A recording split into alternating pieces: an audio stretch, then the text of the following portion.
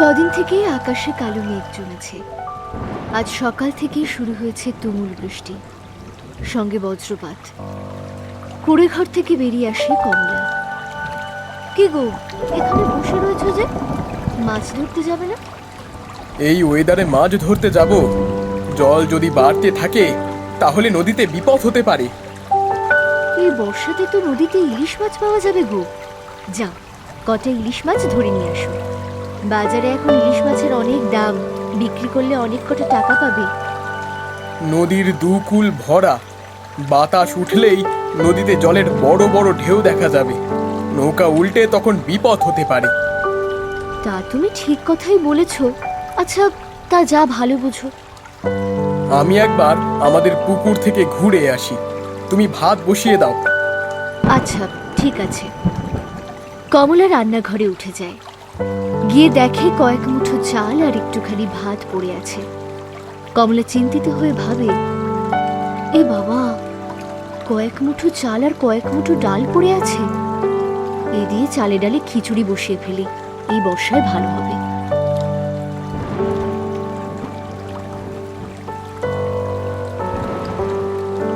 অজয় বারান্দায় বসে আছে। অজয় তার বউকে বলে, কমলা, কমলা, ভাত হলো? আজ মনে হয় বৃষ্টি কমবে না, সারাদিন বৃষ্টি হতে থাকবে। কমলা ঘরের ভেতর থেকে খিচুড়ি এনে বলে, এই নাও খিচুড়ি নাও, আর কিছু নেই ঘরে, সবই বাড়ন্ত। মাছ না ধরলে কি খাবে কাল থেকে? কি করে মাছ ধরবো বলো তো? এরকম ঝড় বৃষ্টি হলে মাছ ধরা যায়? আচ্ছা, এক কাজ করি, এখন ভাত খেয়ে শুয়ে পড়ি। বৃষ্টি কমলে নয় একবার যাব নদীর পাড়ে।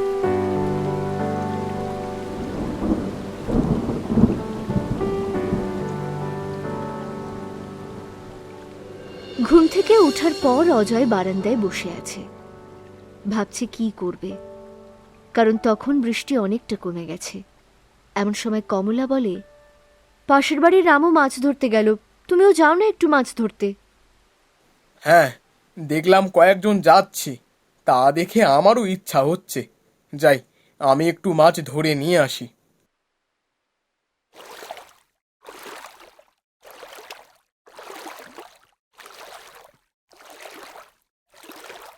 রামু, মাছ পেয়েছো? কটা মাছ ধরতে পারলে? 4টে ইলিশ ধরতে পেরেছি দাদা, তুমিও ধরো। ভালো নদীতে ইলিশ এসেছে, 1 কেজির ওপর সাইজ, অনেক টাকা লাভ হবে। হে উপরওয়ালা, এক জালেই যেন 10টার ওপর মাছ পড়ে যায়, তাহলে আর মাছ ধরতে হবে না, আমি বাড়ি চলে যাব। এমন সময় খুব জোরে বাতাস বয়, আর চারিদিকে জলের ঘূর্ণি তৈরি হয়।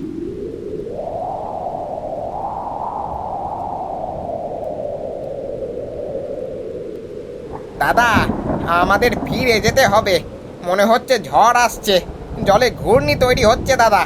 এবার তো মনে হয় নৌকা ডুবে যাবে, চলো আমরা পাড়ে ফিরে চলি। অজয় আর রামু নদীর পাড়ে ফেরার চেষ্টা করে। তারা অনেক কষ্ট করে নদীর পাড়ে ফিরে আসে।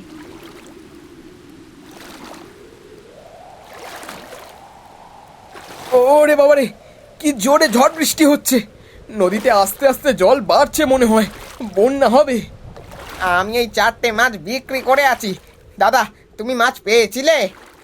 না, আমি বাড়ি ফিরে যাই, আমি একটাও মাছ পাইনি। অজয় বাড়ি চলে আসে, আর এইদিকে প্রচুর ঝড় বৃষ্টি শুরু হয়। ঘরে বসে আছে অজয় আর কমলা। রামু 4টে ইলিশ মাছ পেয়ে গেল, আর আমাদের কপালে একটাও জুটলো না। এবার কি হবে বলো তো? যেভাবে বৃষ্টি হচ্ছে, নদীর জল ফুলে উঠেছে, আজ না বন্যা হয়।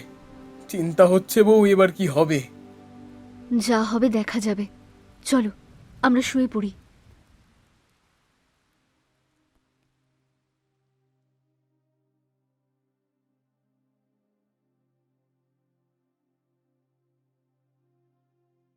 কমলা ঘুমিয়েছিল, হঠাৎ ছপাং ছপাং শব্দে তার ঘুম ভেঙে যায়। আরে আরে, জল উঠে গেছে তো! হায় ভগবান, বন্যা হয়েছে! আরে এ কি কাণ্ড! একটা কুকুর দেখি ঘরের ভেতরে ঢুকে আসছে। আরে ঘরে জল ঢুকে এসেছে, আরে একটা কুকুরও ঢুকে এসেছে। এই যা যা। ওকে তাড়িয়ে দিও না, তাড়িয়ে দিও না। এই বন্যায় ওরা কোথায় যাবে বলো তো? ওরা তো একটু আশ্রয়ের খোঁজে এসেছে। দেখো আশ্রয়ের খোঁজে আরো কে কে এসেছে। জলের ভেতরে দুটো বড় বড় মাছ। মাছ দুটো ধরে ভেজে ফেলবো।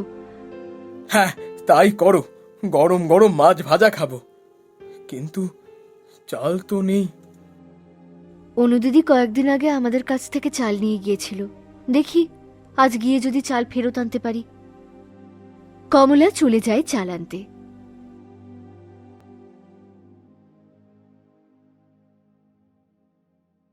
কমলা চাল নিয়ে বাড়ি ফিরে আসে। ভাত বসিয়ে দিচ্ছি, অনুদিদি চাল দিল। আরে ভাত বসাবো কি করে?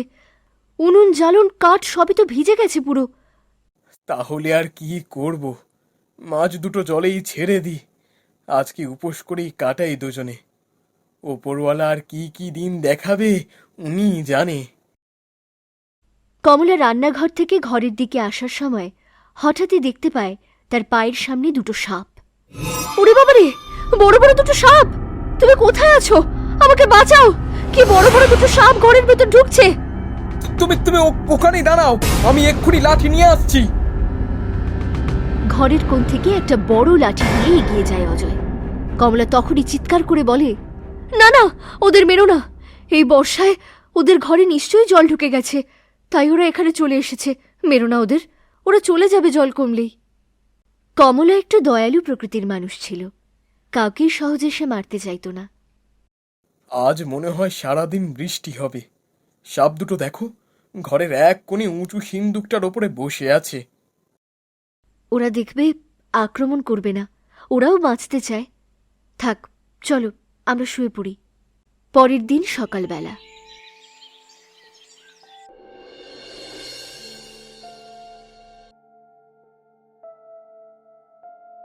কই গো, ওঠো, উঠে পড়ো। আজ আর বৃষ্টি পড়ছে না, আকাশে মেঘ আছে, তবে জলও অনেকটা কমে গেছে দেখছি। যাবে নাকি মাছ ধরতে? ঝড় বৃষ্টি কিছুই হচ্ছে না, গেলেই হয়। একটা কথা, তুমি জ্বালনগুলো একটু সাবধানে রেখো। আজকে রান্না করো, কালকে কিছু খাওয়া হয়নি, একবেলা খেয়ে আছি। যাই, আমি দেখি কটা মাছ ধরতে পারি কিনা। অজয় খাট থেকে নেমে বাইরে বের হতে যাবে, এমন সময় দেখতে পায় ঘরের এক কোণে সিন্দুকের ওপর যেখানে সাপ ছিল সেখানে একটা নীল পাথর।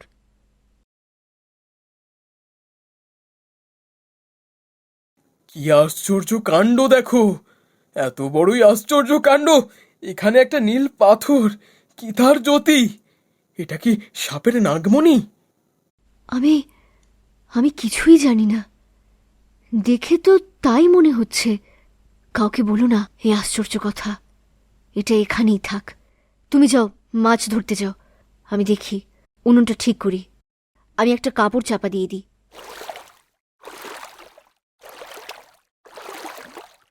অজয় সেদিন নৌকায় করে মাছ ধরতে যায়। ওপরওয়ালা, আজ যেন আমি অনেক মাছ পাই। এই বলে একটা জাল ফেলে দেয় নদীতে। তারপর কিছুক্ষণ অজয় বসে থাকে।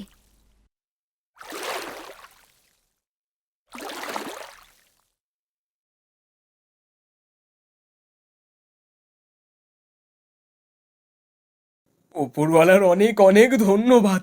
অনেক মাছ পড়েছে আমার জালে, তাও আবার এত বড় বড় ইলিশ মাছ। আজ আমি ইলিশ মাছ দিয়ে ভাত খেতে পারবো, বাজারে বিক্রি করে অনেক টাকা পাবো।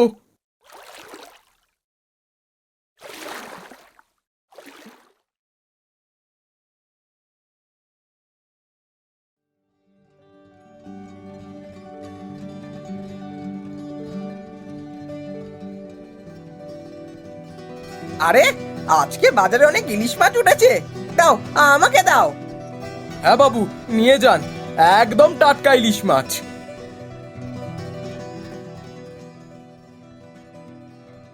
দেখতে দেখতে অজয়ের সব ইলিশ মাছ বিক্রি হয়ে যায়। একটা বড় সাইজের ইলিশ মাছ রেখে দেয়। আজ আমরা ইলিশ মাছ দিয়ে ভাত খাবো। যাই, বাড়ি যাই। গিন্নিকে গিয়ে বলি গরম গরম ভাত রান্না করতে। মাছ বিক্রি করা টাকা গুনে বাজার করে বাড়ি ফিরে আসে অজয়। হাতে করে একটা বড় সাইজের ইলিশ মাছ নিয়ে আসে, আর এক হাতে বাজার।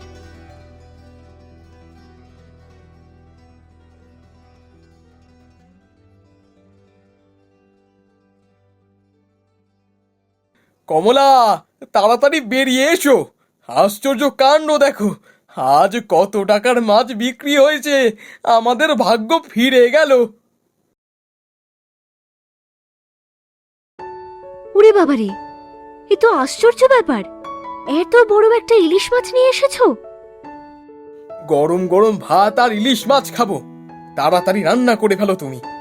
এত জীবনের মাছ ধরার এই প্রথম আমার জালে এত মাছ উঠেছে জানো।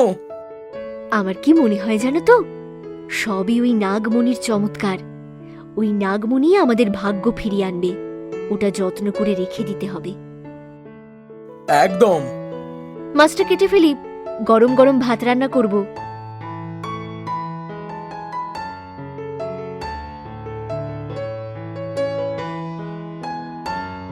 হ্যাঁ, ইলিশ মাছ জীবনে প্রথমবার খাবো। কখনো এত মাছ একসাথে দেখিনি। এমন সময় ঘরের ভেতরে একটু প্রবেশ করে সেই সাপ। তা দেখে দুজনে চমকে যায়। সাপ দুটো এগিয়ে কিছুক্ষণ ওই কাপড়ে বাঁধা নাগমণির চারিদিকে ঘোরাফেরা করে, তারপর চলে যায়। মনে হয় আমাদের পুরস্কার স্বরূপ দিয়ে গেল গো। উপরওয়ালা কখন যে কি রূপে এসে মানুষের সাহায্য করে সেটা উপরওয়ালাই জানে।